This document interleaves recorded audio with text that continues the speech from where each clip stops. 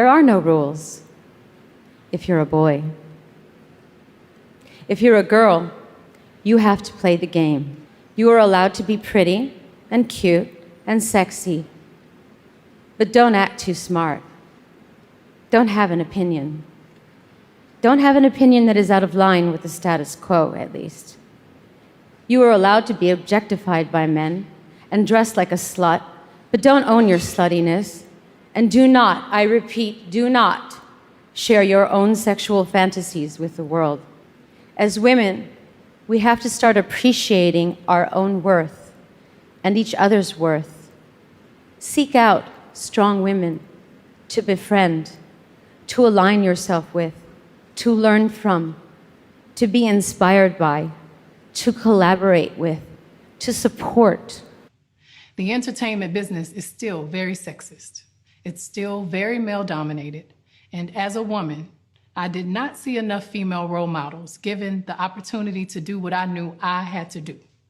To run my label and management company, to direct my films and produce my tours.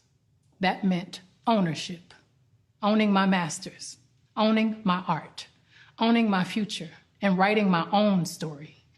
Not enough Black women had a seat at the table. So I had to go and chop down that wood and build my own table. You're always gonna have people going, did she write all her own songs? Talking about your personal life, talking about your dating life. There's a different vocabulary for men and women in the music industry, right? Okay, a man does something, it's strategic. A woman does the same thing, it's calculated. A man is allowed to react, a woman can only overreact. When I was 15, 16, I started going to the studio, and my biggest inspirations were women. You know, like Lola Flores from Spain, or Janis Joplin, or Patti Smith. And I remember going to the studio, and I was like, okay, so the engineer is a man, and then the producer is a man too. And I was in college and studying music, and all the musicians were men too.